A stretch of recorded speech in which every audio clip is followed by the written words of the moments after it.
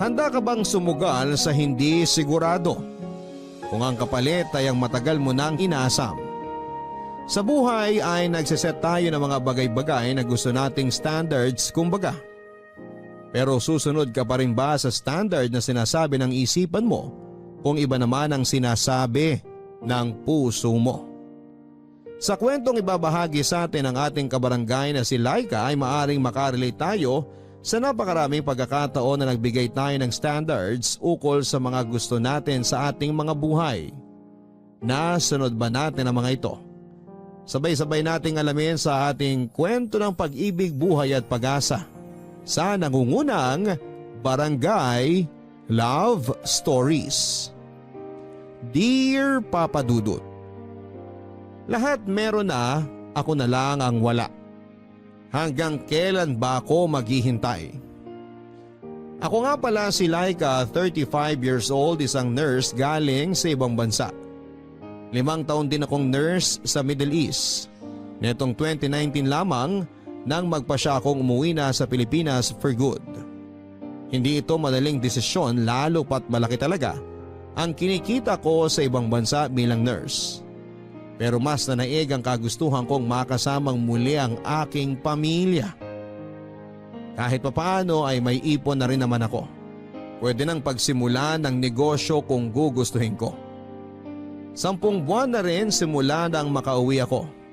Siguro ay hindi na kaya ng katawan ko ang nakatambay lang, kaya netong mga nakaraang buwan ay nagsimula na akong maghanap ulit dito ng trabaho. Kahit na alam kong mababa lamang ang sweldo, ayos lang. Ang mahalaga ay pag natapos na ang trabaho ko, sa pamilya ko na ako uuwi. Sa totoo lang ay medyo nakakaluwag-luwag na rin naman kami sa buhay. Graduate na kaming lahat na magkakapatid. Kaya rin naman nagdesisyon na akong umuwi ng Pilipinas. May 3 cute na pamangkin ako sa pangalawa kong kapatid. Yung pangatlo naman namin ay bagong kasal. Yung bunso naman ay 2 taon na rin sila ng girlfriend niya. Tama, ako ang panganay at tama rin kayo. Ako na lamang ang nananatiling single sa aming 4. NBSB ako. Sa edad kong 35 ay hindi pa ako nagka-jowa. Siguro nga ay pihikan talaga ako. Kaya naman tuwing magkikita-kita ang mga tito at tita ko ay halos ayokong magpakita dahil pare-pareho lamang ang mga tanong nila. Kailan ka mag-aasawa? Nakakapagod na rin sagutin lalo na kung hindi mo naman alam ang sagot. Kung minsan ay naiinip na rin ako. Lalo na kapag may family gathering. Madalas ay napapalibutan ako ng mga couple dahil nga ako lang naman ang single. May mga pagkakataon din na napapatanong na rin ako kung kailan ba darating yung para naman sa akin. At dahil wala pa naman ay pinili ko mag-focus na lamang muna sa paghahanap ng trabaho. Sa kabutihang palad naman ay nakapasok ako sa isang lokal na ospital sa aming bayan. Kasagsagan pa rin ang pandemya kaya naman kahit na tila delikado pa ay pinatulang ko na. Hindi ko na rin kasi kayang tumambay lang sa bahay. Pagkatapos ng 2 linggong pag-aasikaso ng requirements ay nagsimula na rin ako. Nakakapanibago lalo na at maraming kailangang sundin na protocols bilang pag-iingat. Tuwing uuwi ako sa bahay, diretso na akong naliligo. Mahirap nang malusutan ang virus. Senior citizen na rin kasi pareho ang aking mga magulang.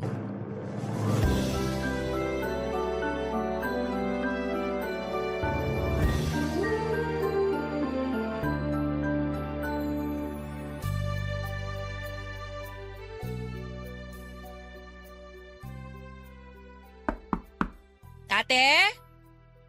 Ate? Andiyan ka ba? Oo, nandito ako. Pasok ka. Kakauwi mo lang? Oo, kaya kakatapos ko lang ding maligo. Kumusta naman ang first week sa work? Ayun, masaya naman. Nakakamiss din naman magtrabaho eh. Di mo ba namimiss sa Middle East? Well, namimiss ko. Pero mas masaya pa rin magtrabaho pag puro mga kababayan mo ang kasama mo. Sa bagay. Pero alam ko, may sobrang mamimiss ka pa ron. Ha? Ano? Eh di yung sweldo. Ay, oo nga. Tama ka dyan. Kanina pumirma kami ng kontrata at tama ka. Pagkakita ko nga ng sweldo, na-miss ko bigla yung sweldo ko sa dati kong trabaho. Kaya hindi mo rin talaga masisisi yung mga gustong mga ibang bansa eh. Malayo talaga ang diferensya ng sweldo. Naisip ko rin dati na magtrabaho sa ibang bansa. Pero gusto ko sana sa Korea o sa Japan. Ba't di mo tinuloy? Tinamad ako magproseso ng mga papeles, ang dami eh. Tsaka parang mas masayang pumunta ron kung mamamasyal lang. Sa bagay, masarap ngang pumasyal sa ibang bansa. Kaya di ganun kalaking ipon ko dahil inuna kong gumala. Okay lang yun ate. Kaya nga nagtatrabaho para magawa mo yung mga gusto mong gawin at mapuntahan yung mga gusto mong puntahan. Tama ka dyan. Naisip ko pa rin naman pumasyal sa ibang bansa ngayon. Pero syempre, kasama na si Jake. Ay, oo naman. Tingin mo ba magpapaiwan yun? Sasama talaga yun. Yun din ang usapan namin. Kung mangingibang bansa, trabaho man o pasyal, dapat magkasama kami. Walang maiiwan. Ganyan talaga pagkasal na, no? Ang tagal din kasi naming LDR ate. Buong time na magjowa kami, LDR kami. Ngayon pa lang talaga kami nagsama. Ngayong kasal na kami. Masaya ba? Hindi mo ba namimiss maging single? Siguro nag-a-adjust pa lang din kami pareho, lalo na ako. Alam mo naman 'di ba ate, kapag mga panganay, usually independent talaga. Kaya ngayong may asawa na ako, minsan nalilimutan ko na hindi na lang pala ako mag-isa. Gets.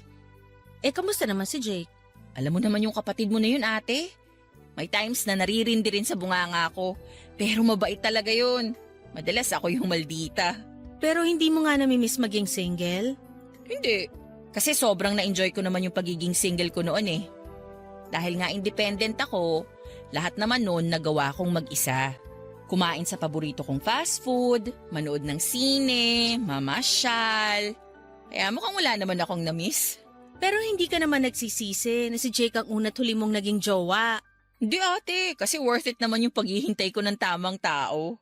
Sana all. Bakit ate? Naiinip ka na ba? Minsan, oo. Minsan lang. Sabi mo nga, kapag panganay ka, independent ka. Marami na rin naman akong nagawa nang ako lang mag-isa. Alam mo yung parang sobrang na-enjoy ko na yung pagiging single. Kaya may mga times talaga na napapatanong na rin ako. Cupido, kailan kaya yung sa akin? Di bali ate, parating na yun. Baka na-traffic lang. Na-traffic? Baka naubusan ng gasolina, tapos di na nakabili kasi nagmahal na gasolina. Paano na ako nito? Huwag ka mag-alala ate. Darating at darating din siya. Tiwala lang.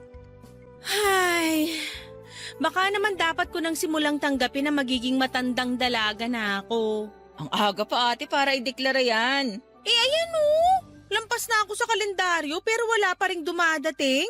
Lahat kayo meron na. Basta ate, hindi ako nawawalan ng pag-asa. Nararamdaman kong parating na siya. Kung sino man siya, sana nga. At sana naman bilis-bilisan niya at medyo naiinip na ako. Alam mo ate, gutom lang yan. Baka kailangan mo lang kumain. Siguro nga, kanina pa nga kumakalamsik mura ako eh. Di bale, magluluto na ako. Wow, anong lulutuin mo? Dahil dito kami magdi-dinner ng asawa ko, adobong sitaw.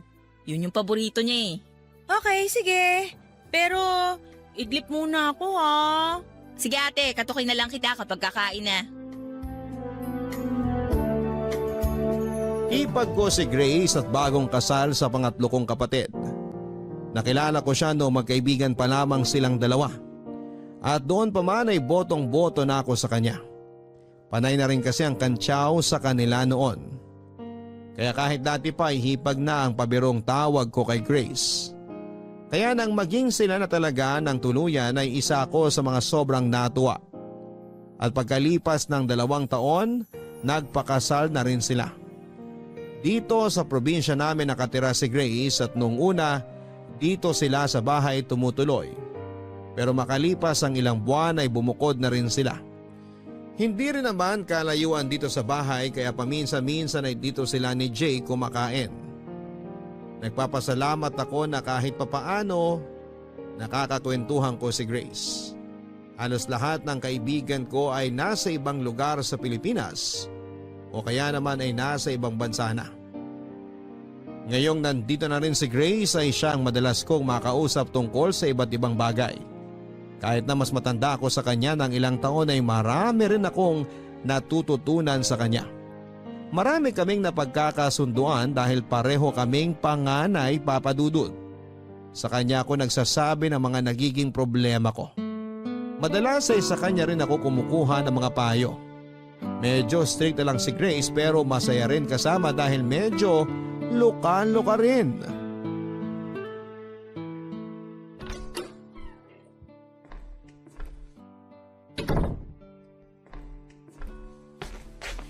Kakauwi mo lang ate? Mas late ka na atang nakakauwi ngayon ah. Oo nga eh. Medyo maraming pasyente kaya may mga unexpected overtime. Kaya pala. Kaya eto, nananakit na ang likod ko. Kanina pa ako nakatayo eh. Ang hirap din talaga maging nurse, no? Sinabi mo pa. Kaya bilib na bilib ako sa inyo eh. Hindi ko ma-imagine yung sarili ko na ginagawa yung mga trabaho nyo. Nakakapagod pero worth it naman. Lalo na kapag nakikita mong umuokay yung kalagayan ng mga pasyente. Iba rin talaga yung satisfaction, no? Kapag ginagawa mong mabuti ang trabaho mo. Oo, pero nakakainis kapag ginagawa mo naman ng mabuti yung trabaho mo pero may mga taong nanggugulo lang. Ay, mukhang malalim yung hugot na yan ate ah. Hindi para sa akin yung hugot na yun. Naalala ko lang yung bago naming katrabaho. Nakakaawa, madalas kasing pagtripan ng mga senior niya. Ay, pwede ba yun? Dapat hindi, pero may mga walang hiya na ginagawa pa rin eh. Kawawa naman yung pinagtitripan. Kaya nga, kaya ayun, lagi nagsusumbong sa akin si Erwin. Ah, Erwin. So lalaki to. Hindi ko ba nabanggit na lalaki si Erwin? Hindi mo nabanggit yung pangalan. Kaya hindi ko agad naisip na lalaki. Basta ang sabi mo lang nun, may bago kang katrabaho. Eh ayun na nga, mabait na bata rin kasi, kaya madalas na pagkakaisahan eh. Bata talaga? Oo, bata. 25 years old pa lang eh. Ate, hindi na rin bata yun. Kumpara sa akin, bata pa siya. Ate, hindi naman halatang 35 ka, no? Sinasabi mo lang yan kasi maghipag tayo.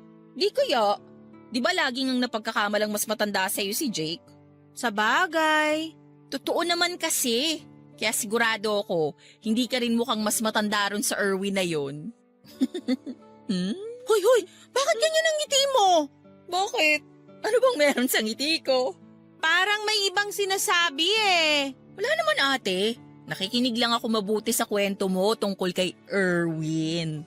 Naku, sinasabi ko na nga ba eh. Alam ko na yung nasa isip mo. Kung ano man yan, mali yan. Wala naman ako sinabi ah.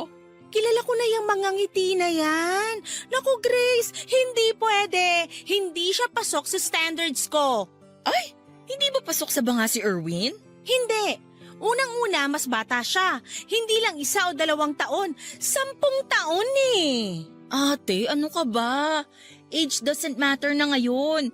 Tsaka sabi ko nga sa'yo, hindi naman halata sa mukha mo yung edad mo. Basta. Ayoko ng mas bata. At ang pinaka-importanting detalye kaya hindi pwede. Bakit hindi pwede? Kamag-anak nyo ba? Sira? Hindi. Ano? May jowa na siya at matagal na sila ng jowa niya. Ay oo nga. No sa may sabit. Diba? Tsaka wala talaga sa kanya ni isa sa standards ko eh. Oo nga ate. Sige na nga, wait pa tayo. Hindi na bago sa akin ang naging reaksyon ni Grace. Ganon talaga lately ang mga tao sa paligid ko. Kapag may nababanggit akong bagong kakilalang lalaki, tila naglalakihan agad ang mga mata nila. Nakikitaan agad nila ng potensyal na maging future jowa ko. Sa totoo lang, kung ako lang ang tatanungin, hindi naman talaga ako nakakaramdam ng pressure sa pagiging single ko. Pero dahil sa mga sinasabi ng mga tao sa paligid ko ay parang nararamdaman ko na lamang ding bigla na dapat nga ay meron na.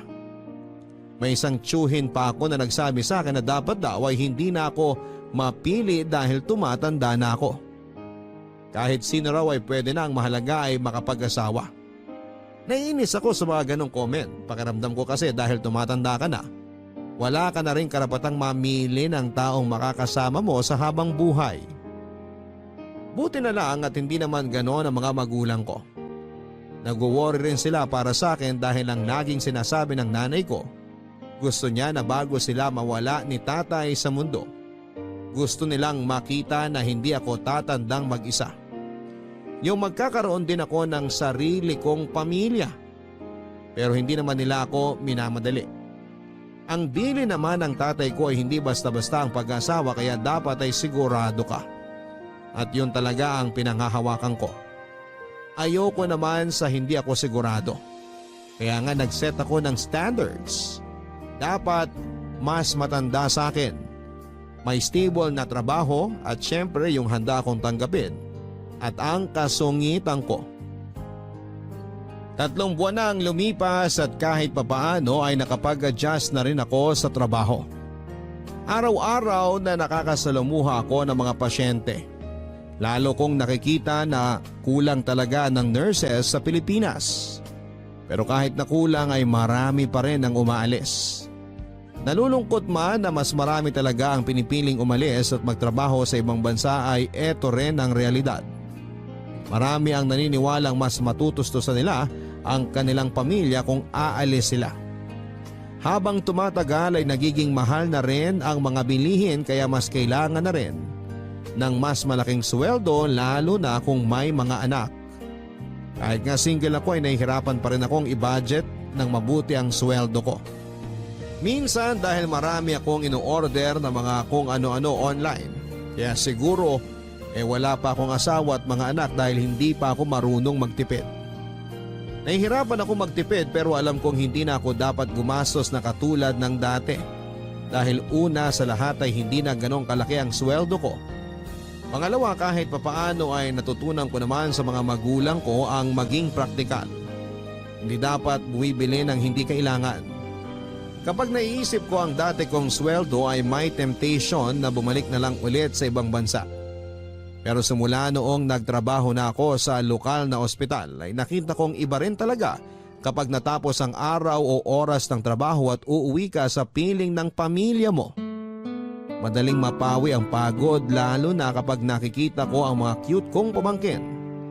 Pakiramdam ko ay sulit lahat ng kapalit ng malaking sweldo. Ay, Ang lalim naman nun. Bakit? May problema ba? kasi Napagtripan ka na naman. ganun na nga. Ano na naman ang ginawa ngayon? Day off ko na dapat bukas eh. Pero nakipagpalit si Sir Mon sa akin. Meron daw siya importanteng lakad. Ba't di ka umangal?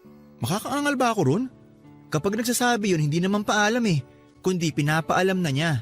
So pumayag ka na lang. Wala naman akong choice eh. Akala ko ba may lakad ka bukas? Meron nga. O paano yung lakad mo? Di wala na. Ay, ewan ko ba sa'yo? Napakabait mo naman kasi eh. San ba dapat yung lakad mo? Nakapangako ako ng date sa girlfriend ko. Naku, patay tayo dyan. Paano na yan? Di siguradong away na naman. Kawawa ka naman. Pinagtitripa na dito sa ospital, maaaway pa ng jowa. Kaya nga eh.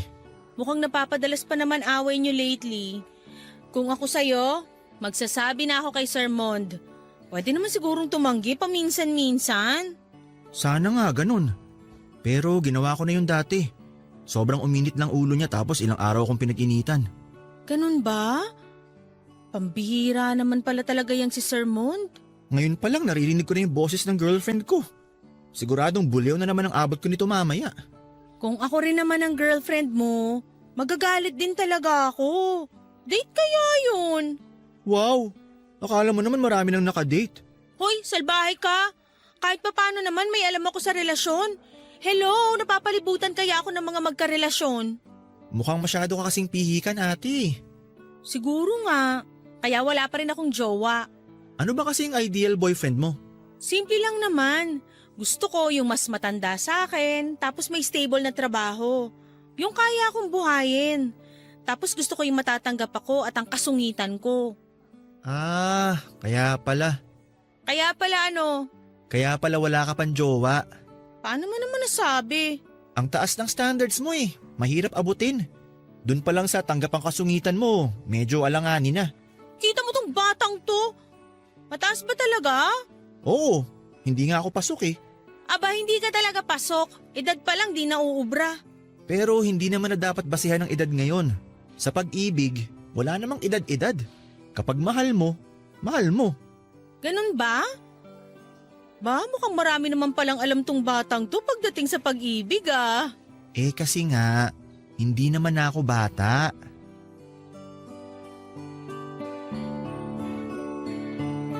Bilib din talaga ako rito kay Erwin kahit na mas bata siya sa akin ng 10 years. Minsan nararamdaman kong pantay lang naman ang maturity level namin. Nauna lang ako kay Erwin ng 1 linggo sa pagpasok sa ospital kaya halos magka-batch lang kami na pumasok. At sa 3 buwan namin sa trabaho ay naging malapit na rin kami sa isa't isa. Hindi ko rin alam kung bakit pero magaan ang loob ko sa kanya. At ganon din naman siya sa akin kaya nga ako madalas niyang sumbungan sa tuwing napagkakaisahan siya ng mga senior niya. Masyado rin naman kasi siyang mabait kaya madalas ay naaabuso. Hindi katulad ko na likas na masungit. Meron siyang long-time girlfriend at sa pagkakaalam ko ay 5 taon na sila. Netong mga nakaraan ay nababanggit niya na napapadalas ang away nila. Pero sabi ko sa kanya, kung ako rin ang girlfriend niya ay wala na siyang panahon sa akin, ganoon din ang gagawin ko. Minsan mami ang tawag niya sa akin dahil ako ang isa sa mga pinakamatanda sa batch namin. Siya naman ang pinakabata kaya bunso ang tawag namin sa kanya. Pero kahit na siya ang pinakabata sa amin ay hanga ako sa maturity niya. Yung pasensya at pangunawa niya ay sadyang ibang level. Lalo pa akong bumilib sa kanya nang malaman ko kung gaano siya ka-maalaga sa kanyang pamilya. So, ano nang plano natin, ate? Plano saan? Grabe, ang busy mo na talaga. Ano ba kasi yon? Eh di ba malapit na yung birthday mo? Ay, oo nga pala. Huwag mo sabihin na kalimutan mo. Ganun na nga, nawala sa isip ko. May birthday nga pala ako. Kawawa naman ang ate namin. Napaka-busy, nakalimutan na ang sarili niyang birthday. Sinabi mo pa. Ano bang gusto mong gawin sa birthday mo? Sa totoo lang, wala akong maisip. Type mo bang lumabas o dito na lang sa bahay? Dito na lang sa bahay para mas tipid. Tama ka dyan, ate. Mas tipid dito sa bahay. Tsaka matagal na rin akong kinakantsawan ng mga katrabaho ko. Gusto raw nila makapunta dito sa bahay. Bakit naman? Luka-luka kasing isa naming kasama. Nakita niya raw tong bahay na daanan nila minsan. Mukha raw mansyon kaya gusto raw nila makita yung loob. Ganun? Kaloka nga. Parang nakaka-pressure tuloy. Kailangan ba nating mag-ayos ng bahay? Naku, hayaan mo sila. Huwag tayong ma-pressure. Bahala sila sa buhay nila kung ano man ang abutan nila dito sa bahay. Pero ano bang gusto mong ihanda, ate? Yung simple lang. Lechon siguro, ganyan. Ay, wow! Ang simple nga. Pero seryoso, basta merong karne at gulay. Okay na yon. Sige. Isip ako ng menu. Ay, may request pala ako. Ano yun, ate? Gusto ko nung niluto mo dati na seafood platter. Ah, sige ate. Sure, no problem. Basta may budget. Naku, buti na lang talaga nandito ka, Grace. Kung hindi, hindi ko na alam ang gagawin ko. Ikaw naman ate, wala yun. Diba sabi ko naman sa'yo, hanggat hindi pa dumadating ang Mr. Right mo, kami muna ni Jake ang bahala sa'yo. Napaka-sweet talaga nito. Minsan tuloy nakakalimutan kong si Jake ang kapatid ko eh. Sabi nga rin niya, parang mas mahal niyo na raw ako kesa sa kanya eh. Kaya nga eh. Pero seryoso, Grace, hulog ka talaga ng langit sa pamilya namin. Buti hindi nauna mukha ako nung bumagsak ako, no ate? Ikaw talaga? O basta, tulungan mo ako maghanda ha. Pag-usapan natin yung menu bukas ng gabi. Okay ate, puntahan na lang ulit kita dito bukas. Sige, tapos ibibigay ko na lang din sa'yo yung budget. Ay, nga pala ate, bukod sa mga katrabaho mo, sino pa ang mga iimbitahan natin? Siyempre yung mga kamag-anak natin sa paligid. Pero actually, hindi naman talaga nila kailangan ng imbitasyon. Kapag naman may handaan, matik na yun eh. Sabagay, oo nga. Pero pwede kayang wag ko nang imbitahin yung mga magtatanong kung kailan ako mag-aasawa? Gusto mo ba ate, magsabi ako ng rules sa mga attend sa birthday mo? Sabihin natin, bawal magtanong kung may jowa ka na o kung kailan ka mag-aasawa. Pagkatapos naming mag-usap ni Grace ay nakaramdam ako ng kakaibang lungkot. Bigla ko lang na-realize na malapit na akong mag-36. Pero ang kausap ko pa rin tungkol sa kaarawan ko ay yung mga kapatid at kaibigan. Hindi tulad ng iba kong kabatch na nakikita ko sa mga post nila sa Facebook at Instagram na ang sumusurpresa at nagpaplano ng mga kaarawan nila ay ang mga asawa at anak nila. Masaya naman ako dahil meron akong supportive na family, pero may mga ganitong pagkakataon na napapahiling ako na sana dumating na yung taong para sa akin. Kung talagang na-traffic lamang siya, ang tagal naman. Kailan ba siya darating sa buhay ko nang sabay na kaming maglakbay at matraffic kung saan-saan? Para hindi nakakainip, hindi ba?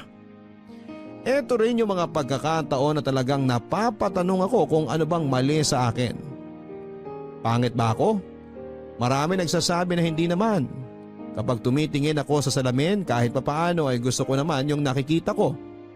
Pero bakit ganon? Wala man lang lumapit sa akin. Binawasan ko na yung sungit ko at minsan gusto ko nang sumuko. Baka naman panahon na para tanggapin na magiging isa na akong matandang dalaga.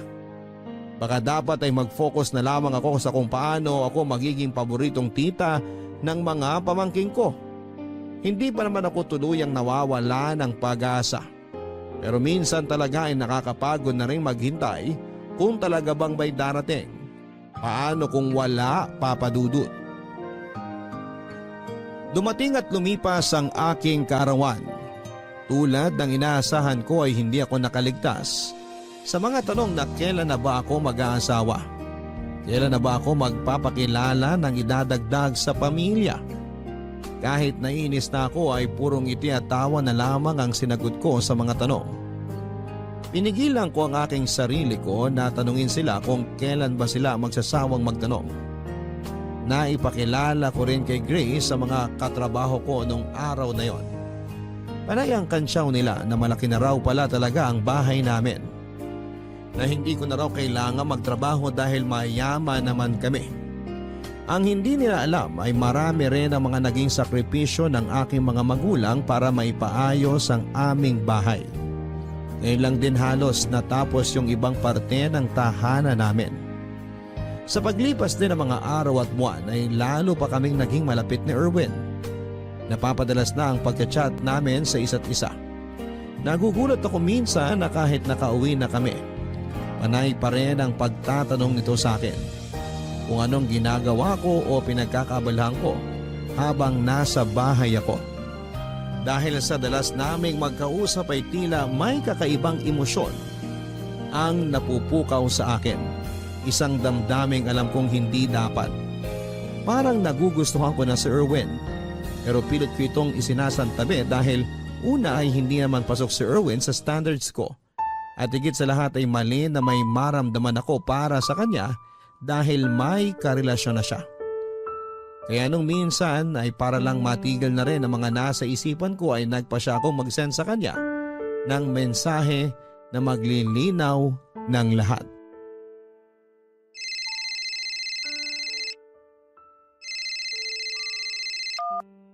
Hello? Hello, Ate Laika? Erwin, gabi na. Napatawag ka. Nandito ako sa labas ng bahay nyo. Ha? Anong ginagawa mo dyan? Pwede ba tayong mag-usap? Kahit sandali lang? Bukas na, magkikita naman tayo sa ospital. Ngayon na sana. Baka hindi ko na ito masabi bukas eh. Teka nga, lasing ka ba? Hindi naman. Nakainom lang. Sandali, hintayin mo ako dyan. Pagbubuksan kita ng gate. Okay, sige.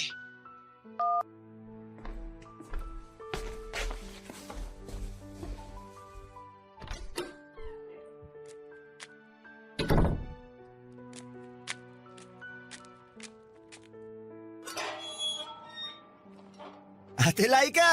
Shh! Ay, Huwag kang maingay. Tulog na yung mga tao dito. Saka mukhang tulog na rin yung mga kapitbahay. nagising ba kita? Pasensya ka na ha. Halika nga rito, dito tayo banda sa gilid. Baka may makakita sa'yo dyan kung ano pang masabi eh.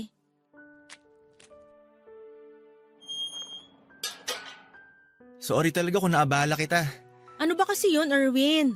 Talagang pumunta ka pa rito eh, mukhang may tama ka na. May tama nga ako. Sa'yo. Yun ang sagot ko sa tanong mo. Oo, may gusto ako sa'yo. Alam mo, umuwi ka na. Bukas na lang tayo mag-usap kapag hindi ka na nakainom. Nakainom lang naman ako pero malinaw pa ang isip ko. Kinailangan ko lang uminom ng konti para lumakas ang loob ko. Alam mo, mali ito eh. Sinubukan ko naman pigilan pero talagang gusto kita. Mahal na kita. Pero Erwin, may girlfriend ka na. Hindi ko na siya mahal. Ikaw nang mahal ko. Gusto mo na rin naman ako, di ba? Hindi ko alam, Erwin, kasi...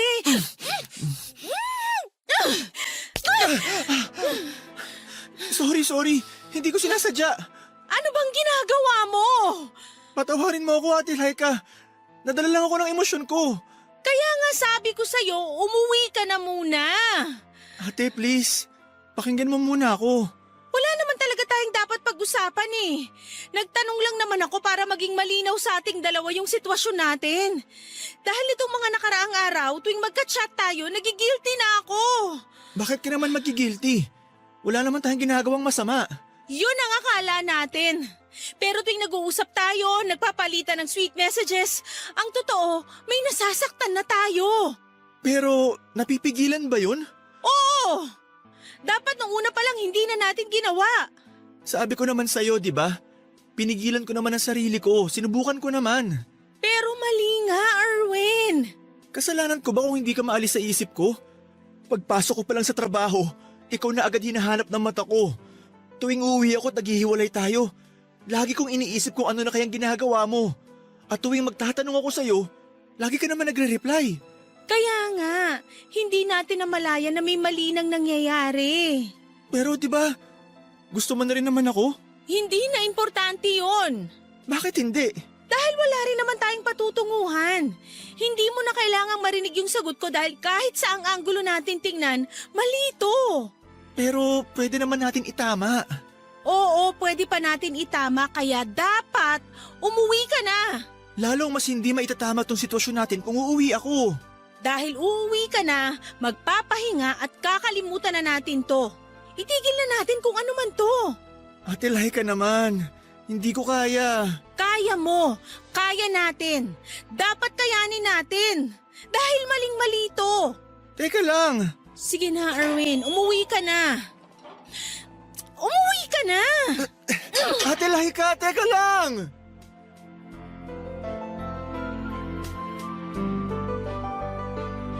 Gulong-gulo ang isipan ko pagkatapos ng pag-uusap namin na yon ni Erwin. Alam kong nakainom siya ngunit ramdam ko rin ang senseridad niya sa mga salitang binitawan niya. Ang lalo pang nagpadagdag ng gulo ng isipan at damdamin ko ay ang memorya ng sobrang saglit na paglapat ng mga labi ni Erwin sa labi ko. Kahit na sobrang saglit lang noon ay damang-dama ko sa buong katawan ko ang kuryenteng hindi ko maipaliwanag. Kung wala lang ako sa katinuan ng mga oras na yon, baka hindi lang saglit at siguro ay ginantihan ko pa ang halik niya. Nagpapasalamat na lamang ako at umiral pa rin ang katinuan ng isipan ko. Siguro dahil alam kong maling-mali talaga ang namamagitan sa aming dalawa. Hindi man malinaw kung ano yon, alam ko lang na siguradong makakasakit kami. Hindi ako nakatulog ng gabing yon. Iniisa-isa ko ang mga dahilan kung bakit mali at hindi kami pwede ni Erwin. Pinalikan ko ang standards ko sa isang karelasyon. Dapat ay mas matanda sa akin. Hindi pasok si Erwin dahil sobrang mas bata siya. Dapat ay may stable na trabaho. Hindi stable ang trabaho namin at hindi ganun kalaki ang sweldo. Hindi sasapat kung bubuo ng pamilya. Pero ang pinaka-importante sa lahat ay meron na siyang nobya. Yun ang pinakamahalagang dahilan. Simula rin ang gabing yon, nagpa siya kung iiwas na ako kay Erwin habang maaga pa. dapat ay patayin na ang baga upang hindi na lumaki ang ningas ng apoy. Dahil din sa desisyong ito ay tila naging mabigat ang pakiramdam ko ng mga sumunod na araw at hindi yon nakalampas kay Grace Papadudut. Ate! Ate! Ay, ikaw pala. Kanina ka pa tulala. Okay ka lang ba? Sorry, may iniisip lang. Mukhang malalim yung iniisip mo ah. Kasi ilang araw ka nang ganyan. Ha? Anong ibig mong sabihin? Akala mo ba hindi ko napapansin? Ilang araw ka na kayang laging tulala. Ganun ba? Di lang yun. Parang ang tamlay mo pa lately. Masama bang pakiramdam mo? Okay lang ako. Sigurado ka ba? Baka naman mamaya sa sobrang busy mo sa trabaho, maging pasyente ka na rin. Huwag kang mag-alala, Grace. Iniingatan ko rin naman ang kalusugan ko. Lalo na't senior citizen na rin ang mga magulang ko. Kapag nagkasakit ako, baka mahawa sila dahil nasa iisang bahay lang kami. Pero bakit ka nga malungkot, ate? Halata bang malungkot ako? Oo, at hindi lang basta malungkot eh. Parang ang bigat ng dinadala mo. May mga kailangan lang kasi akong pag-isipan. Kung ano man yan, huwag ka na sana masyadong ma-stress. Actually, hindi ko rin naman matatago sa'yo ng matagal to eh. Kaya sabihin ko na lang siguro, no? Mas mabuti pa nga ate. Huwag kang mabibigla ha. Sige, pipilitin kong huwag mabigla. Si Erwin kasi, nagtapat siya sa akin. OMG, talaga? Oo, gusto niya raw ako. Ano sinabi mo? Hindi ko alam. Pero yung totoo ate, ano bang nararamdaman mo sa kanya? Ang hirap eh. Ayoko naman sana makaramdam ng kahit ano para sa kanya. Pero siguro dahil sa dalas naming mag-usap, hindi ko na malaya na nahulog na rin pala ako sa kanya. Sinabi mo ba yan sa kanya? Hindi, pero mukhang nararamdaman niya rin. Alam mo ba, naramdaman ko na to. Talaga? Oo ate, ayaw lang kitang pangunahan. At gusto ko talaga na manggaling sa'yo kung sakaling tama nga ang kutob ko. Bakit? Ano bang kutob mo? Noong mga pagkakataon na madalas mo nang nababanggit sa mga kwento mo si Erwin, medyo naramdaman ko na may iba sa'yo. Pero nag-aalangan akong sabihin sa'yo kasi nga, sabi mo ayaw mo naman ng mas bata. Kaya pinagpalagay ko ng baka mali ako. Sana nga, Grace. Sana mali ka na lang. O ano ng plano mo ngayon? Hindi ko rin alam kung ano ang plano ko, pero pinaalalahanan ako ni Grace sa sitwasyon namin. Istrikta si Grace at ayaw niya talaga ng mga sitwasyon na may cheating. Technically, Papadudut, ay hindi naman kami nag-cheat ni Erwin sa girlfriend niya dahil wala namang kaming ginagawang dalawa. Maliban lang doon sa halik na napigilan ko naman. Pero emotionally, hindi namin may tatanggi na meron ng attachment sa aming dalawa. Pero sabi nga ni Grace, ang tamang gawin talaga ay umiwas dahil may karelasyon na si Erwin. Ayoko naman talagang makasira ng relasyon.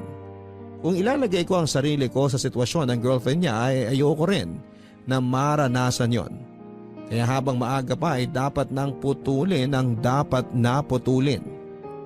Kaya kahit nasasaktan na rin ako, desidido na akong layuan si Erwin dahil yun din ang tamang gawin, Papadudut. Hindi ito magiging madali pero kailangan kong kayanin. Araw-araw ay kinukumusta ko ni Grace at pinapaalalahanan. Ang sabi niya sa akin ay mas mabuti nang masaktan ako ngayon habang hindi pa ganon kalalim ang sugat. Dahil kung hahayaan kong lumalim na, mas mahirap nang gamutin. Kaya ngayon pa lamang na kahit papaano ay mababaw pa, dapat ay simulan ng gamutin para hindi maging malalim ang peklat. Tinis kong hindi na sumagot sa mga chat ni Erwin. Sinubukan kong alisin ng kung anumang nararamdaman ko para sa kanya. Pinilit kong maging professional sa aking trabaho. Hindi ko maiwasan doon si Erwin pero kinakausap ko na lamang siya kung kailangan. Nagtataka na rin ang mga katrabaho namin dahil alam nilang malapit talaga kami sa isa't isa. Pero walang ibang nakakaalam sa sitwasyon namin kundi kaming dalawa lamang, bukod kay Grace. Hindi na kami sabay na kumakain at hindi na rin sabay na umuuwi. Sobrang nami-miss ko siya, Papa Dudut. Kapag meron kasing nakakainis na pasyente o magandang nangyari, agad naming hinahanap ang isa't isa para kwentuhan. Pero lahat yun ay nawala na, natapos na. Kahit sobrang hirap ay pinanindigan ko ang desisyon ko. May mga pagkakataon na sinusubukan ni Erwin na makiusap ngunit agad akong humahanap ng dahilan para hindi siya kausapin. Ayoko makasira ng relasyon. Ang matagal ng relasyon, hindi biro ang 5 taon, Papa Dudut. Ang hindi ko lang din naman maintindihan sa sarili ko ay habang pinipigilan ko ay tila lalo pang tumitindi ang nararamdaman ko para kay Erwin. Kahit na anong gawin kong pagkumbinse sa sarili ko na hindi siya pasok, sa lahat ng standards ko ay parang lalong tumitiim. Sa puso ko ang masasayang alaala naming dalawa. Dahilan para lalo ko siyang mamiss. Pero tinibayan ko ang aking kalooban. Kahit na anong chat at tawag niya ay pinili kong maging matapang na hindi sagutin ang mga yon. Hanggang sa isang araw ay na-corner na ako ni Erwin. Laika, teka lang. Ate! Ha? Ate Laika ang itawag mo sa akin. Hindi. Hindi na kita tatawaging ate simula ngayon. Bahala ka. Laika, mag-usap naman tayo kahit sandali lang. Nakainom ka na naman ba? Hindi ah. Kagagaling kaya natin sa duty. Paano naman ako iinom? Malay ko ba kung tumagay ka habang break? Nakita mo na bang ginawa ko yun? Hindi pa. Kasi hindi ko talaga gagawin yun. Laika, teka lang. Pwede bang tumigil ka muna sa paglalakad? Saglit lang. Ano ba yun, Erwin? Di ba nag-usap na tayo? Hindi pa ulit. Wala naman tayong dapat pang pag-usapan. Malinaw na ang lahat, di ba? May kailangan tayong ayusin. Wala namang tayo Pero pwedeng magkaroon. Hindi nga pwede, may girlfriend. Wala na. Anong wala na? Wala na kami. Anong ibig mong sabihin? Wala na kami. Break na kami. Malaya na ako. Nakipag-break ka ba dahil sa akin? Matagal na kami nagkakalabuan. Hindi lang namin inaamin. So nung dumating ako, nagkaroon ka na ng dahilan para hiwalayan siya. Hindi naman sa ganun. Bago pa tayo naging close, nagkakaproblema na talaga kami nun. Madalas ko naman makwento sa'yo, di ba? Yung mga pag-aaway namin. Ano bang gusto mong isipin ko? Ano bang hinihintay mong reaksyon ko? Laika, kahit ilang beses mo pang itanggi, alam ko namang gusto mo na rin ako. Napaka-confident mo naman dyan? Hindi nagsisinungaling ang mga mata mo, Laika. Kahit na hindi mo ako iniimik nitong nakaraang buwan, alam ko na namimiss mo rin ako. Ano bang pinagsasasabi mo? Laika, bakit hindi natin subukan? Alam ko naman na pareho tayong nararamdaman. Bakit hindi natin pagbigyan yung mga sarili natin na maging masaya? Hindi ko alam kung kaya kong maging masaya pagkatapos kong makasira ng relasyon. Bago ka pa man dumating, matagal nang may lamat ang relasyon namin. Ilang beses na rin kami naghiwalay pero nagkakabalikan lang ulit. Umaasang pwedeng maayos pa. Pero sa pagkakataong to, sigurado ako na wala na kaming dapat pang balikan. Hindi ko pa alam, Erwin. Hindi ko pa alam kung anong dapat isipin. Isipin mo tayo. Kakayanin ba talaga nating maging masaya? Oo, kakayanin natin. Bakit naman hindi? Parang masyadong mabilis Baka nabibigla ka lang sa mga desisyon mo. Baka kailangan muna nating mag-isip pa. Laika, mababaliw na ako kakaisip. Sa bawat araw na hindi mo ako kinakausap, pakiramdam ko mababaliw na ako. Pwede bang kumalma muna tayo? Tsaka na muna tayo mag-usap. Palipasin muna natin yung mga bagay-bagay. Kapag hindi na matindi yung emosyon natin, tsaka pag mas malinaw na rin ang mga isip natin. Basta, Laika, sobrang linaw ng isipan ko ngayon. Alam ko ang mga sinasabi ko. Sige na, Erwin. Aalis na muna ako. Laika, maghihintay ako. Dahil siguradong sigurado ako sa'yo. Hindi na maalis sa isipan ko ang mga sinabi ni Erwin sa akin. Pero kahit sinabi niya na break na sila ng girlfriend niya ay hindi ako naging masaya. Parang nakonsensya pa nga ako at pakiramdam ko kasi Ako ang dahilan ng pagkasira ng relasyon nila. Kahit na sinabi niyang matagal nang may problema, hindi ko pa rin maiwasang isipin na nakadagdag ako doon. Naisip ko rin namang 5 taon din sila at hindi naman basta-basta yon. Kaya kahit na anong pagmamakaawa ni Erwin na kausapin ko ulit siya, ay hindi ko pinansin. Araw-araw ang pagsisend niya ng mga messages. Halos araw-araw din ang attempt niya na pagtawag. Basta nakauwi na kaming galing duty ay nagsisimula na siyang mag-message. Hanggang isang araw papadudod ay nakatanggap ako ng mensahe mula sa girlfriend niya. Nabasa niya raw ang conversation namin ni Erwin at ako raw pala ang dahilan. Kaya siya hiniwalayan nito. Galit na galit siya at kung ano-ano pang mga masasakit na salita ang sinabi niya sa akin. Nandiyan pang nagbanta siya na pupuntahan niya ako sa bahay at susugurin para malaman ng buong pamilya ko kung ano ang pinagagawa ko. Hindi ko pinansin ang lahat ng yon.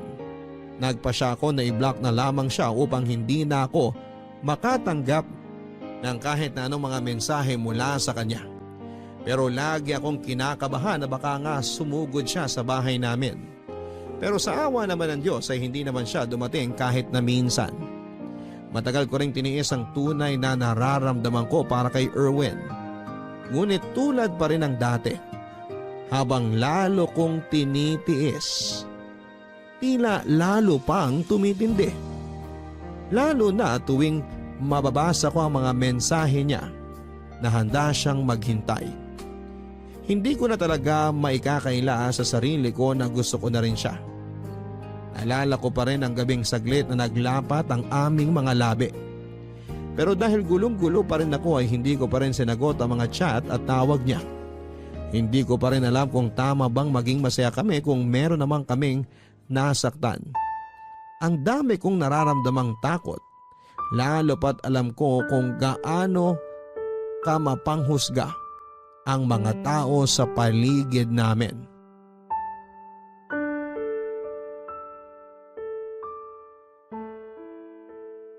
Kumusta ba ate? Naguguluhan pa rin ako, Grace. Alam kong mahirap yan ate, pero sana kayanin mo. Break na sila. Ha? Sinong nakipag-break? Si Erwin. Teka lang, huwag mong sabihin. Hindi naman daw ako ang dahilan. Matagal na rin daw na may problema yung relasyon nila. Ano bang nararamdaman mo? Parang nakukonsensya ako. Pakiramdam ko kasi ako ang dahilan kaya tuluyan silang nagkahiwalay. Pwede namang totoo na may problema na talaga sila. Madalas mo ngang makwento no na laging nagkukwento sa'yo si Erwin tungkol sa mga away nila. Hindi ko na rin alam ang dapat isipin. Minessage din kasi ako nung babae. Ha? Anong sinabi niya sa'yo? Kung ano-ano. Ako raw ang dahilan kaya sila nagkahiwalay. Nasusugurin daw niya ako dito sa bahay. Sinabi mo ba yan kay Erwin? Hindi. Dahil matagal na kaming hindi nag-uusap. O mas tama sigurong sabihin na matagal ko na siyang hindi kinakausap. Pero kung magpapakatotoo ka ate, ano bang nararamdaman mo para kay Erwin? Sobrang nahihirapan na ako, Grace. Dahil habang tumatagal na tinitiis ko, lalo lang tumitindi yung nararamdaman ko para sa kanya. Ayoko naman talaga sana pero ang hirap naman pigilan ng puso ko. Kung break na sila, ano pa bang kinakatakot mo ate? Natatakot akong magkamali. Natatakot akong mahusgahan. Dahil mas bata siya. Dahil dyan at wala naman talaga siya sa standards ko. Paano kung magkamali ako? Paano kung masaktan din ako? Hindi ka pa ba nasasaktan ngayon? Ayun na nga Wala pa man kaming nasisimulan, nasasaktan na ako. Ganyan naman talaga pag nagmamahal ka ate. Para kang sumusugal. Binubuksan mo yung sarili mo sa posibilidad na makasakit at masaktan. Ayoko rin namang may pagsisihan. Bakit ka naman magsisisi? Paano kung ito na pala yung pagkakataon na matagal ko nang hinihintay? Paano kung siya na pala talaga? Tapos pinalampas ko pa? Baka magsisi rin ako sa bandang huli. Pero hindi ba masyado ring mabilis ate? Isa pa yan sa mga naiisip ko. Ayoko ring masaktan ka ate. Kahit na alam kong nasasaktan ka na ngayon. Pero hindi ko maiwasang isipin na kung nagawa niya yan sa naging girlfriend niya ngayon, hindi niya kaya magagawa yan sa'yo? Alin? Ang saktan din ako? Oo. Paano kung maging kayo tapos sa mga susunod na panahon, may makilala siyang bago, maging malapit din siya ron at magustuhan din niya? Kasi parang ganun yung nangyari sa inyo. Hindi ko na rin alam, Grace. Ang dami-daming tumatakbo sa isip ko ngayon. Basta ang sa akin lang ate, pag-isipan mo muna sanang mabuti. Paano pag napagod na siyang maghintay? Pag napagod siya agad, ibig sabihin, hindi talaga totoo yung nararamdaman niya para sa'yo. Natatakot ako na baka mapagod nga siya. Ngayon pa lang ako nakaramdam ng ganito sa isang lalaki. At sana, hindi ka lang nabibigla ate. Pag-isipan mong mabuti muna. Hayaan mo muna siyang maghintay. Hirap na ako, Grace. Araw-araw tinitiis kong hindi sagutin yung mga message at tawag niya. Paano kung isang araw hindi na dumating yung mga yon? Pag nangyari yun, doon mo na mapapatunayan kung gaano siya kasigurado sa'yo. Hanggang kailan ba ako dapat maghintay? Hanggang sa sigurado ka na. Yung handa ka na talagang sumugal ng walang pag-aalinlangan. Darating ba yun? Oo ate. Kapag hindi ka na natatakot sa sasabihin ng iba at ang mas mahalaga na sa'yo ay yung totoong nararamdaman mo. Ang hirap naman pala nito, Grace. Napaka-komplikado namang magmahal. Gusto ko lang naman maranasan din ang mahalin para hindi ako laging naiinggit sa inyo. Pero grabe, sobrang challenging naman ito. Ganyan talaga ate. Mas mahirap, mas worth it. Sa mga magulang ko, tingin mo ba okay lang sa kanila kung sakaling ipakilala ko si Erwin? Bakit mo natanong? Dahil ba mas bata siya sa'yo? Oo, at hindi lang ako basta mas matanda sa kanya. 10 taon ang agwat namin. Ate, hindi naman mahalaga yung kinananay at tatay. Ang mahalaga sa kanila, yung maging masaya ka. Naguguluhan pa rin ako. Basta ate, kahit anong mangyari, nandito lang kami. Nakasuporta lagi para sa'yo.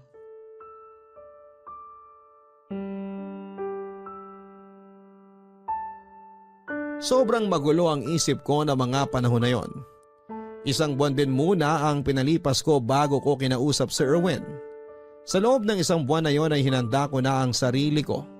Kung sakaling mapagod siya at tumigil na, ay tatanggapin kong hindi talaga kami para sa isa't isa. Araw-araw niya akong minemessage at nanindigan siyang handa niya akong hintayin hanggang sa kaya ko na siyang kausapin at maging malinaw na ang isipan ko. Kaya naman ang sobrang sigurado na ako sa nararamdaman ko ay sinagot ko na rin si Erwin. Hindi man siya yung katulad ng inaasahan ko. Hindi pasok sa standards ko.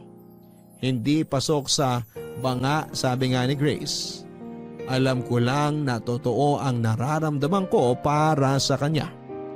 Totoo pala yon, Papa Dudut. Yung mga hinihintay natin ng pagkatagal-tagal ay dumarating sa mga panahong hindi natin inaasahan. Kaya kahit mahirap, sumugal ako. Alam kong pwede akong masaktan pero handa na ako. Mahal ko eh. Maraming salamat po sa pagbasa ng aking sulat. Sana ay marami pa kayong tao na ma-inspire. Ako ang inyong kabarangay forever, Laika. Maraming beses talaga na naglalagay tayo ng mga standards na gusto natin sa buhay. Pero maraming beses na rin nating napatunayan na hindi laging nasusunod ang mga standards na ito, lalo na pagdating sa pag-ibig.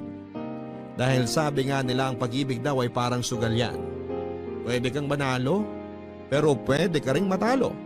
Ang kailangan mo lang ay maging matapang na harapin kung ano man ang kahihinatnan ng mga desisyon mo. At kailangan mo lang maging matapang na panindigan ang mga pinili mo. Ang mahalaga pa rin sa huli ay hindi ang sasabihin ng ibang tao, kundi ang naging totoo ka sa sarili mo. Hanggang sa muli mga kapuso, ako po si Papa Dudut sa mga kwento ng pag-ibig, buhay at pag-asa sa Barangay Love Stories #1. May iba sa atin na naniniwala na ang kaligayahan ay matatagpuan sa piling ng taong tinitibok ng puso natin. Kahit ang totoo ay hindi naman natin kailangan na umasa sa iba para maging totoong masaya. Ikaw kapuso, minsan ka na bang nagmakaawa para mahalin ka ng taong mahal mo?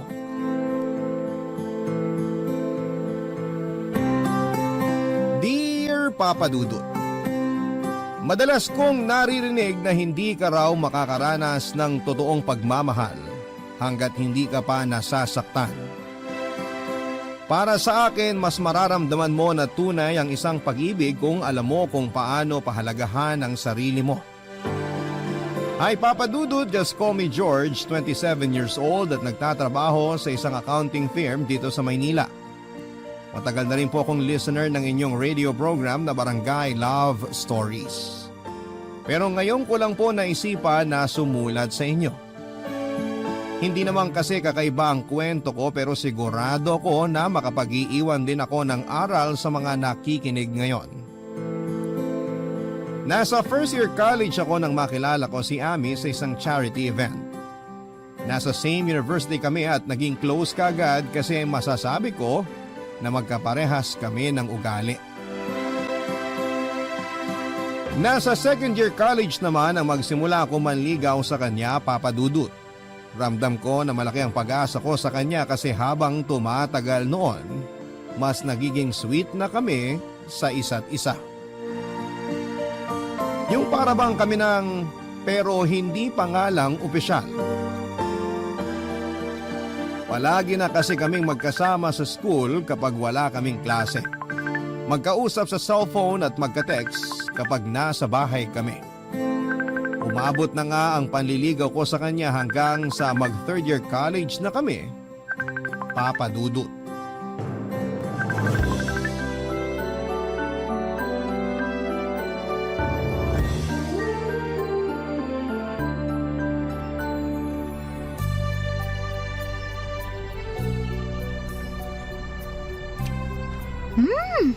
Ang sarap naman itong macaroni salad na gawa mo, George.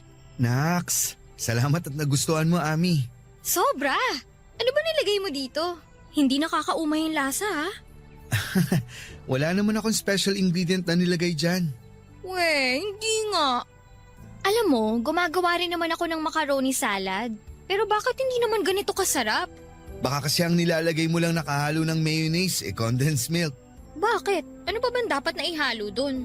Pwede mo siyang haluan ng heavy cream o kaya all-purpose cream para hindi masyadong matamis o maasim. Saka maganda rin ang magiging texture ng dressing ng salad. Oo nga, no? Minsan kasi napapasobra rin sa asim o tamis yung salad na ginagawa ko tapos malabnaw pa. Kaya nga mas okay na lagyan mo ng mga ganong cream para mag-balance ang lasa nila. Yun kasi ang pangontra sa asim. Tapos hindi pa ganong katamis. Alam mo, ang dami ko talagang natututunan sa'yo pagdating sa pagluluto. Hindi naman. Konti lang din naman ang alam ko. Anong konti? Ang dami ko kayang nalalaman na secret recipe o ingredient mula sa'yo. Natutunan ko lang din naman yung mga yun sa nanay ko. Kasi mahilig siyang magluto. Buti ka pa. Si mama kasi walang kahilig-hilig magluto. Pero thank you kasi dinala mo ako dito sa park. Sobrang relaxing pala dito. Ayaw mo kasing manood ng sine ngayon. Saka ayaw mo rin na tumambay sa mall. Kaya ito ang naisip ko na tambayan natin. Mas okay nga dito kaysa doon sa mga dati nating pinupuntahan eh. Kasi mas tipid. Sira. Mas okay dito kasi hindi ganun karami ang tao tsaka hindi rin maingay. Sa bagay. Sa totoo lang, mas gusto ko rin talaga dito kasi mas nararamdaman ko na kasama kita. Ha? Ano ibig mong sabihin? Palagi naman tayo magkasama sa school ah. Oo nga, pero iba pa rin yung mga ganitong lugar. Pakiramdam ko, parang solo natin ang mundo. Ang corny mo, alam mo yun? Pero sa bagay, tama ka naman din sa sinabi mo. Kasi tignan mo nga oh, ang konti ng tao dito sa park. Kaya parang solo na rin talaga natin tong lugar. Kaya sa susunod, ibang park naman ang puntahan natin. Yung mas maganda ang view. Para mas relaxing din ang date natin. Sige ba? Pero kahit naman saan tayo pumunta, nare-relax ako basta ikaw ang kasama ko, Ami. Ewan ko sa'yo, ang dami mong baon na banat dyan ah. Totoo naman ang sinabi ko. Makasama lang kita kahit saglit. Buo na kaagad ang araw ko. Konti na lang talaga, dudumugin na tayo ng mga langgam dito sa pwesto natin sa tamis ng mga sinasabi mo. Kumain na nga lang tayo kasi magbabike pa tayo mamaya, di ba? Oo, may nakita na ako na pwedeng rentahan na bike dito sa park. Mas masaya raw mamasyal kapag nakabike eh. Excited na ako kasi ang tagal ko na rin hindi nakakapag-bike. Ubusin na nga natin itong mga pagkain na dala mo, George. O eto, susubuan na kita nitong macaroni salad.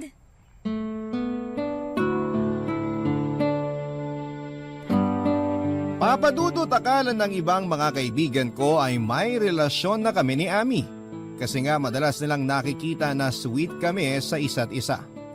Pero sa tuwing tatanungin nila ang estado namin ng relasyon namin ni Ami ay sinasabi ko sa kanila na magkaibigan pa rin lang kami at nanliligaw pa lang din ako sa kanya noon. Nagtataka sila kung bakit hindi pa ako sinasagot ni Ami. At sa totoo lang ay medyo naiinip na rin ako pero syempre hindi ko yon pinapakita kay Ami. Wala rin naman ako magagawa dahil sabi nga ni Ami, hindi pa siya handa na pumasok sa isang relasyon. Ang mahalaga para sa akin noon ay madalas kaming magkasama at nararamdaman ko na malaki ang pag-asa ko sa puso niya. At sabi nga niya, may hinihintay lang daw siya na sign bago niya ako sagutin. Ang dating nun sa akin, gusto niya rin ako pero mas gusto niya pang makita na seryoso ako sa kanya, Papa Dudut.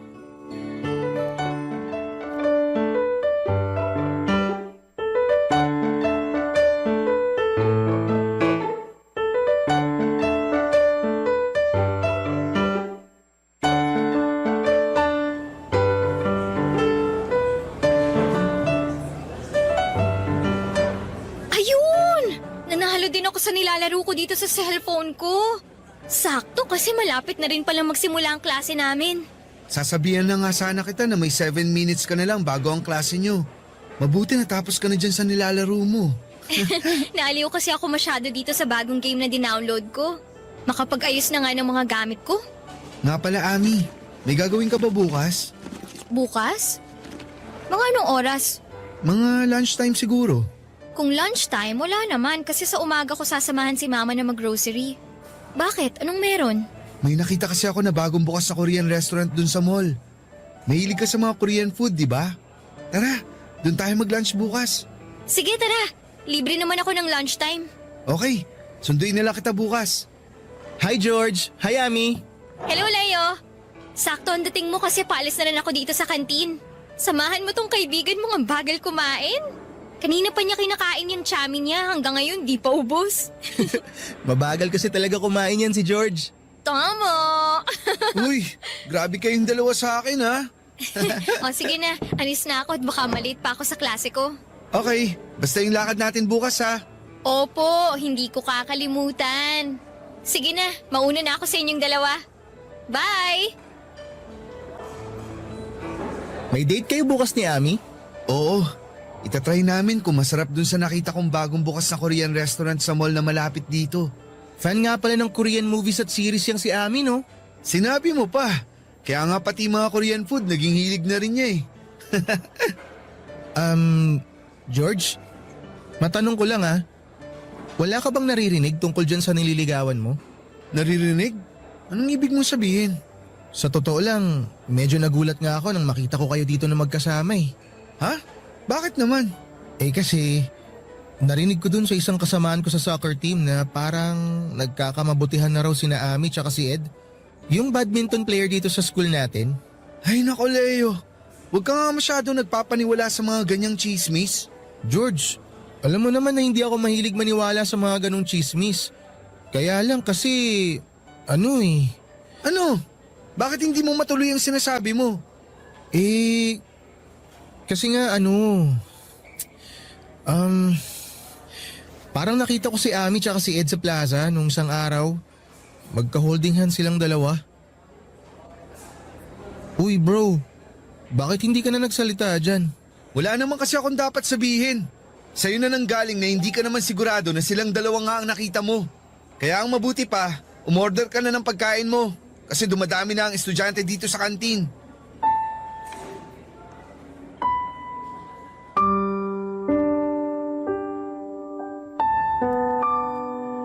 Papadudot, hindi talaga ako naniniwala sa sinasabi ng kaibigan kong si Leo.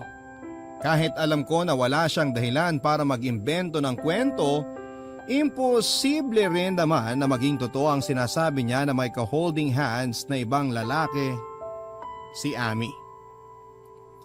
Hindi naman kasi si Ami ang tipo ng babae na madaling makuha o mapasagot. Kaya nga, mahigit 1 taon na ako nanliligaw sa kanya noon, kaya naman kesa magtalo pa kami ni Leo, sinabi ko na lang ulit na baka nagkamali lamang siya nang nakita niya. Na hindi si Ami yung nakita niyang babae. Malakas na kasi talaga ang pakiramdam ko noon na malapit na akong sagutin ni Ami. Alam naman kasi natin kapag may pag-asa tayo sa nililigawan natin, hindi ba, Papa Dudut? At palaging pinaparamdam sa akin ni Ami na hindi masasayang ang mga effort na ginagawa ko para sa kanya. Pinangahawakan ko yung mga pasaring niya na gusto niya ako. Pero hindi pa lang siya handa na pumasok sa pakikipagrelasyon ng mga panahon na yon, Papa Dudut. Kaya naman nag-aabang na lamang ako sa magiging sagot niya. Barangay Love Stories. Barangay Love Stories. Di ko na rin nakikita kung sino ang madalas niyang nakakasabay kumain at umuwi. Hindi na rin kasi niya madalas na nasasagot ang mga tawag ko. Hindi na rin siya madalas na nagre-reply sa mga text ko sa kanya. Pero hindi pa rin ako bumitaw, Papa Dudut, at iniisip ko na nga lang na totoo ang dahilan na ibinibigay niya sa akin. Na busy lamang talaga siya sa academics niya at mga requirement para makagraduate, Papa Dudut.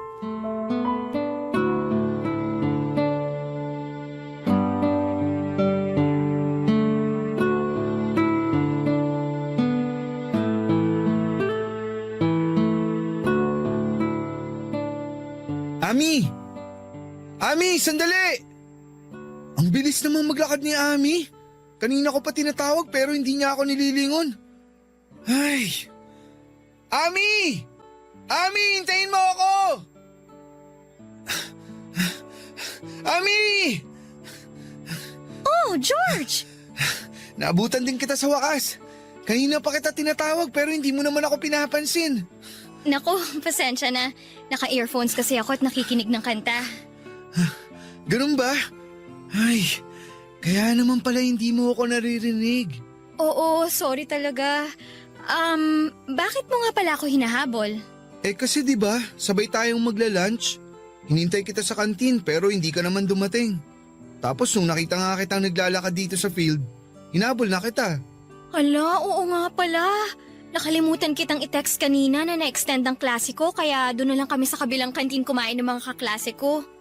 George, sorry ha. Nawala talaga sa isip ko kasi na-empty bat din ang cellphone ko kanina. Wala namang kaso sa akin yun, Ami. Saan ka nga pala pupunta? Dyan lang. Saang dyan lang? Tara, sama na kita. Naku, wag na. Kaya ko naman maglakad mag-isa. Alam ko namang kaya mo, pero gusto lang sana kitang samahan. Lika na, saan ka ba pupunta? Hindi na nga, George. Ako na lang mag-isa maglalakad. Sige na, baka may klase ka pa. Wala akong klase, kaya may oras ako para sa'yo. Ikaw lang naman ang walang oras sa akin eh.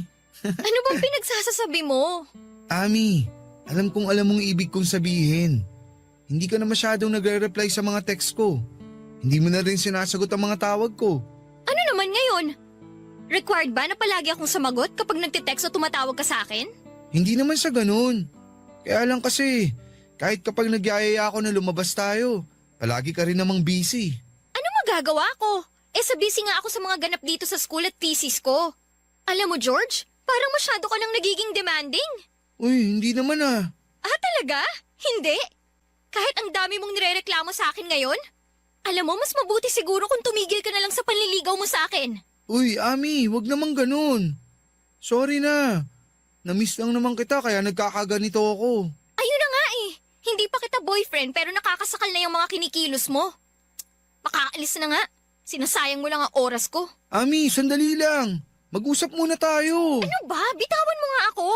Wala na tayong dapat na pag-usapan, George. At uulitin ko ha, tumigil ka na sa panliligaw mo sa akin para manahimik na rin ang mundo ko sa'yo. Hindi mo naman kailangan gawin yun. Promise, Hindi na ulit ako mangungulit. Basta hayaan mo lang ako sa ginagawa kong panliligaw. Hindi nga pwede! Bakit hindi na pwede? Kasi may boyfriend na ako. Kaya layuan mo na ako at tigilan mo na ako. Papadudot sa kabila ng mga sinabi sa akin ni Ami ay hindi rin kagad ako sumuko sa kanya. Palagi pa rin ako nagtitext sa kanya kahit na hindi na siya nagre-reply. At minsan din ay nilalapitan ko siya kahit ayaw na niya akong kausap. Nagpapadala rin ako ng regalo sa bahay niya kahit na hindi ko sigurado kung tinatanggap o tinatapon lang ba niya yon. Gusto ko lang na makita niya na ako ang mas karapat-dapat na lalaki para sa kanya, na ako na lang sana ang piliin niya.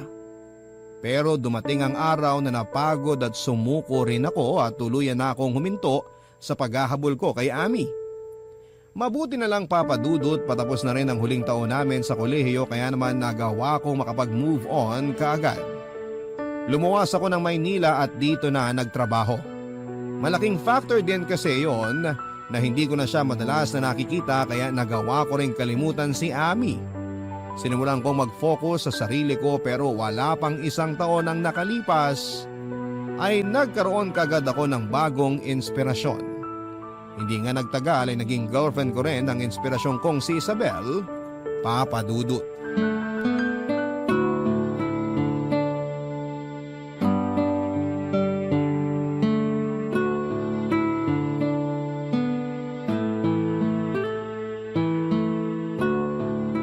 Tao po! Tao po! Sino kaya yung kumakatok sa labas? Nakatulog pala ako dito sa sofa. Teka, anong oras na ba? 1:00 na pala ng madaling araw. Sinong pupunta dito sa apartment ko ng ganitong oras? George! George, nandyan ka ba? Oh, Tao boses po! na Isabel yan ah. Ano bang ginagawa niya dito ng ganitong oras? Buksan ko na nga yung pinto.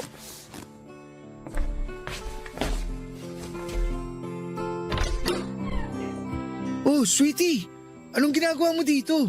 Ay, mabuti naman at binuksan mo na tong pinto. Kala ko umalis ka kanina kaya walang tao dito sa apartment mo eh. Alam mo naman kapag ganitong oras, nandito lang talaga ako. Lika, pasok ka. Salamat. Ano bang meron at napasugod ka dito ng ganitong oras? Saka, bakit parang ang laki naman ng bag na dala mo? Sweetie, ang totoo, lumayas na ako sa bahay namin. Ha? Bakit mo naman ginawa yun? Magkausap lang tayo kanina sa cellphone bago ako matulog. Wala ka naman kahit na anong binanggit na aalis ka ng bahay niyo at pupunta ka dito. Wala talaga akong binanggit kasi alam ko na pagod ka kanina galing sa trabaho. Pero sweetie, di ba nakwento ko na sa'yo dati na napapadalas ang pag-aaway namin ni Mama? Oo nga, pero hindi naman sapat na dahilan yun para lumayas ka sa bahay niyo. Hindi mo kasi ako naiintindihan eh. Uy, sweetie, bakit naman bigla ka na lang umiyak? Eh kasi parang ayaw mo ako dito sa apartment mo eh. Hindi naman sa ganun. Nagulat lang ako kasi nga napasugod ka ng ganitong oras. Tapos may dala ka pang mga gamit. Eh kasi nga, lumayas na ako sa bahay namin. Paulit-ulit lang, George. Ay, ano ba talagang nangyari? Anong pinagtalunan niyo ng mama mo? At bakit ka nagalit sa kanya? Hindi naman talaga ako galit kay Mama. Oo, masama yung loob ko. Pero hindi siyang dahilan kung bakit umalis ako sa bahay namin. Eh sino palang dahilan? Yung bagong kinakasama ni Mama. Oh, bakit? Anong ginawa niya sa'yo? Ang totoo, George.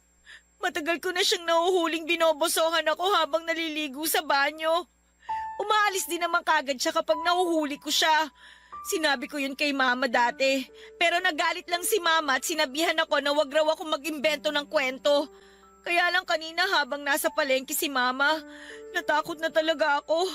Kasi naramdaman ko na pinipilit buksan ng boyfriend ni Mama yung pinto ng kwarto ko. Mabuti na lang nakadobulak ang pinto ko noon kaya hindi niya ako nagawang pasukin sa kwarto.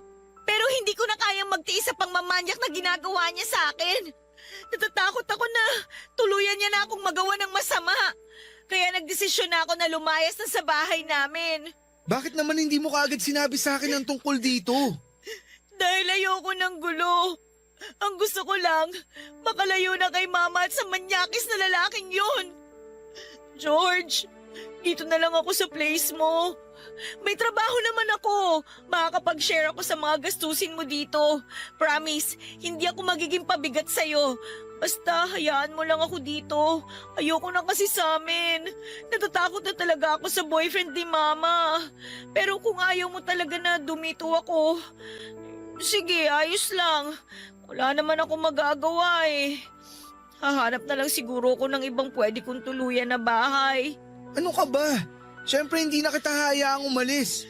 Nagulat lang talaga ako sa biglang pagdating mo kanina. Pero ayos lang sa akin ang lahat. Dito ka na lang sa apartment ko, Isabel. Huwag kang mag-alala. Hindi ko hahayaan na masaktan o malapitan ka ng hayop na lalaking yun. Papadudot, nakilala ko si Isabel sa isang kantin na madalas kong kainan dati sa dati kong pinagtatrabahuhan.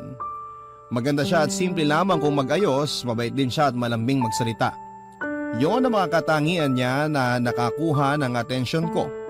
Kaya nang maging madalas na ang pag-uusap namin at pagbabatian ay kinuha ko na rin ang pangalan niya sa Facebook, pati na rin ang cellphone number niya. Doon kami nagsimula na madalas na magkausap hanggang sa niligawan ko na nga siya at naging girlfriend. May 3 buwan pa lamang kaming magkarelasyon nang kumatok si Isabel sa place ko at nagsabi na gusto na niyang magsama kami sa isang bahay, Papadudot. Nagdalawang isip pa talaga ako noong una kasi sa totoo lang ay hindi ko alam kung ano ang tamang gawin tungkol sa bagay na yon.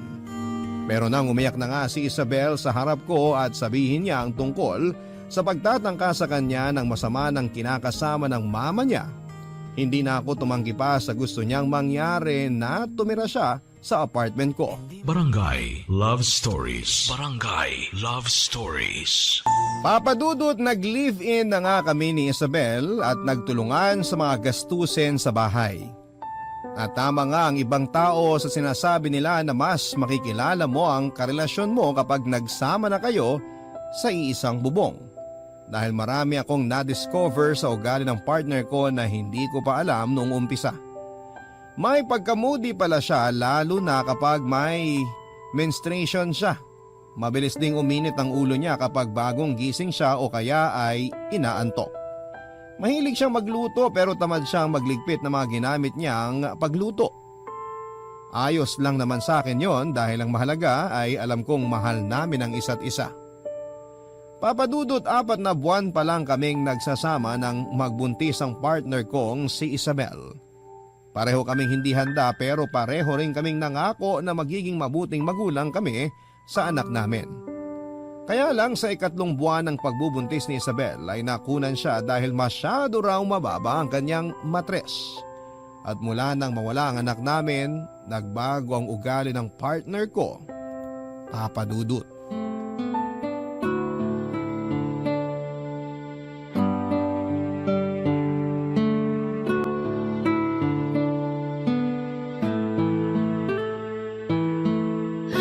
Nakakapagod ang traffic. Grabe. Sweetie, mabuti naman at nakauwi ka na. Ginabi ka na yata masyado. Oo, nag-general cleaning kasi kami sa kantin kanina kaya late na kami pinauwi ng supervisor namin. Kaya pala mukhang pagod na pagod ka. Kumain ka na ba? Talaga ba, George? Tinatanong mo pa talaga sa akin yan? Ha? Bakit? May mali ba sa tanong ko? Gusto ko lang naman malaman kung kumain ka na eh. Malamang, hindi pa ako kumakain. Sa tingin mo ba may madadaanan pa akong bukas na kainan ng ganitong oras?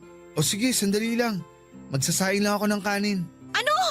Hindi ka pa nakakapagsaing? Oo, hindi pa nga. Huwag mong sabihin na hindi ka pa rin nakakapagluto ng ulam. Sweetie, pasensya na. Hindi ko naman kasi alam na dito ka maghahapunan. Kumain na kasi ako bago umuwi dito. Kaya akala ko ganun din ang gagawin mo kasi nga ang sabi mo, may overtime kayo sa trabaho. Kaya di na ako nagluto.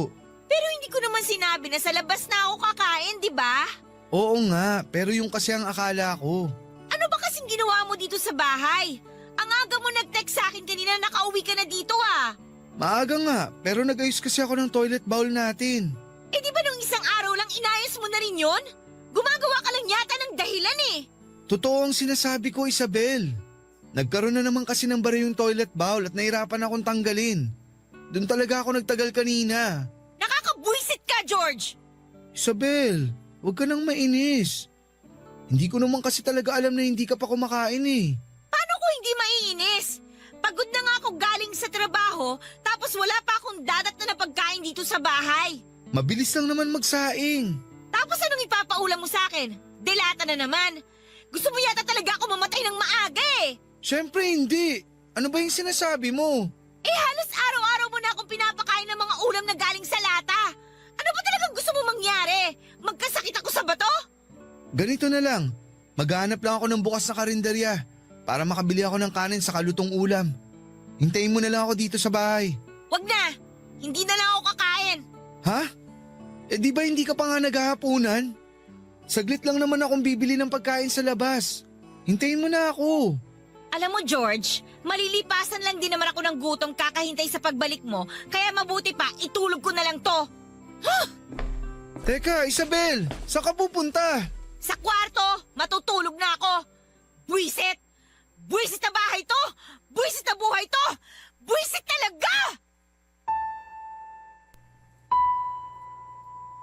Papadudot ng magbago ang ugali ni Isabel at magsimula ang malamig na pakikitungo niya sa akin ay inisip ko na gawa lang yon ng pagkawala ng anak namin. Na hanggang sa mga oras na yon ay nagdadalamhati pa rin siya kaya madalas siyang galit o mainit ang ulo kahit sa mga simpleng bagay lang. Madalas ako nakakatanggap ng mga sigaw o pagmumura mula sa kanya at minsan ay naririnig ko mula sa kanya na hindi na siya masaya sa pagsasama namin. Nakala ko ay nasasabi niya lang dahil mainit ang ulo niya. Hindi niya rin ako pinagbibigyan sa kama pero wala namang naging problema sa akin tungkol sa bagay na yon. Mahal ko si Isabel at gagawin ko ang lahat para intindihin siya. Kaya lang hindi ko alam na darating kami sa point na susubukin ng ibang tao ang relasyon naming dalawa. Hindi ko napaghandaan ang bagay na nadiskubre ko tungkol sa kanya. Sobrang sakit. Kasi ng panahon na yon kay Isabel ko na pinaikot ang mundo ko, Papa Dudut.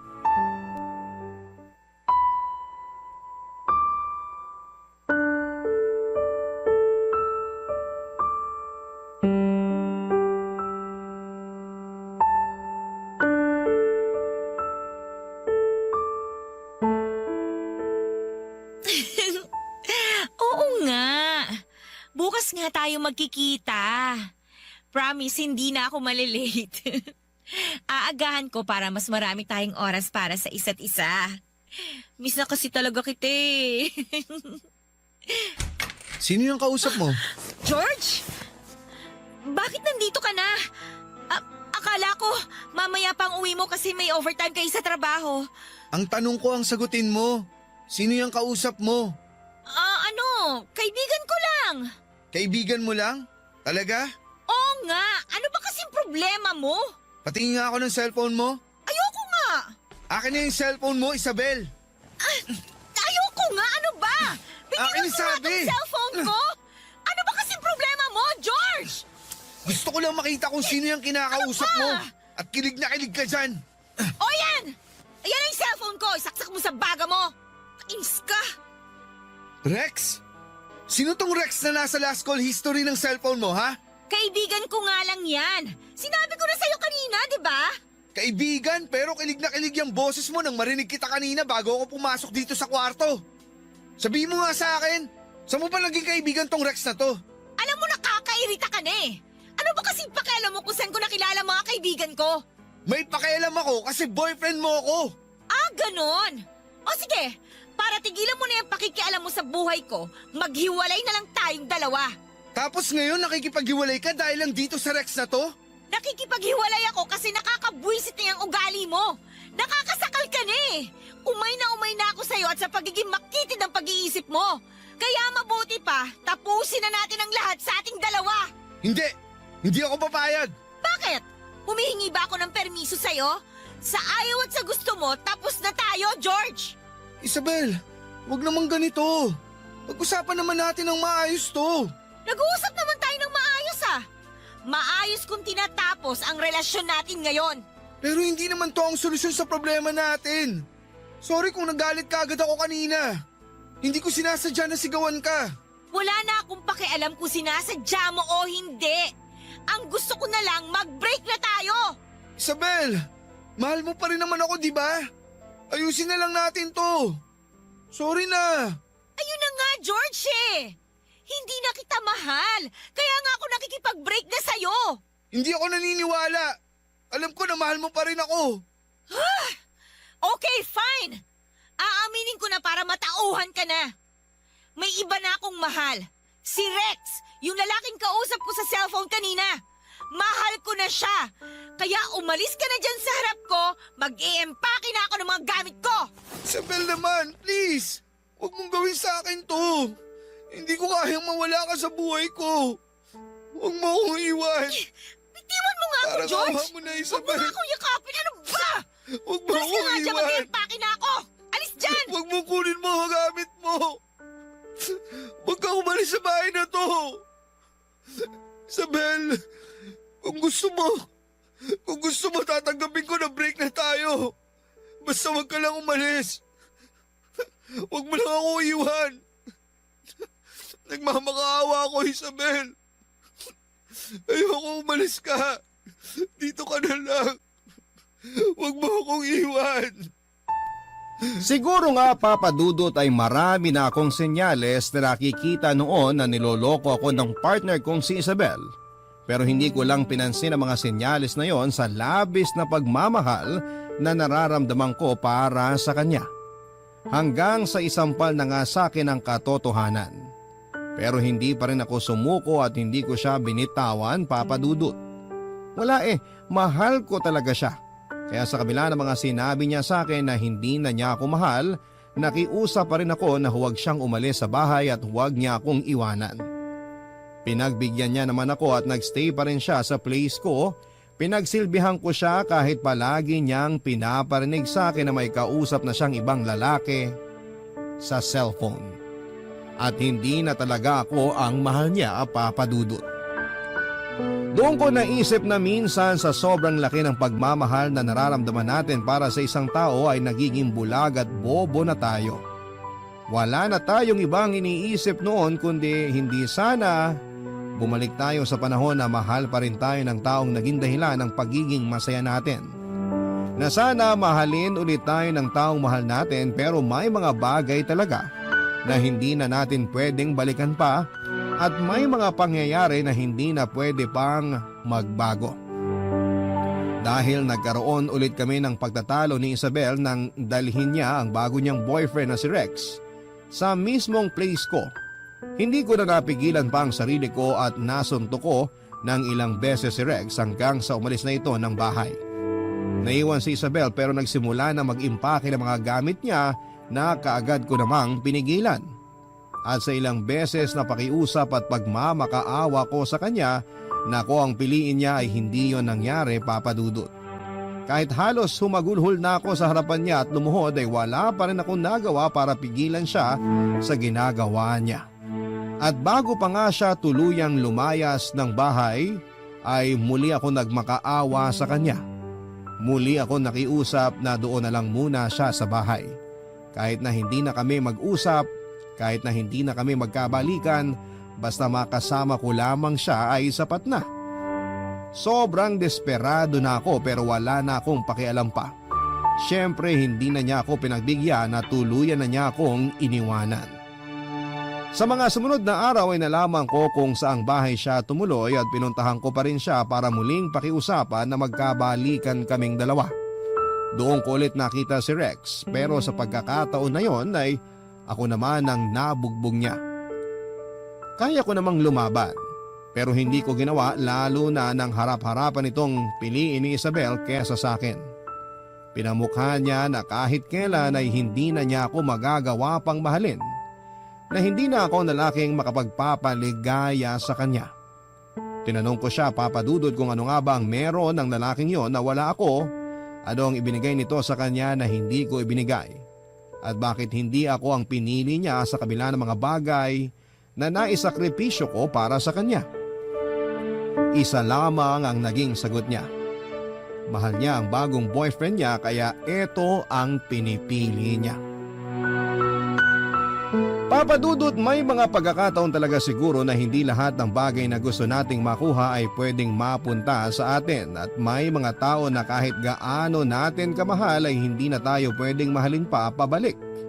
Mabuti na lamang at sa kabila ng napakalaking pagmamahal ko para kay Isabel noon, ay natutunan ko pa rin siyang bitawan at unti-unti ay nabawasan na ang sakit sa dibdib na iniwan niya sa akin hanggang sa tuluyan na rin akong nakapag-move on.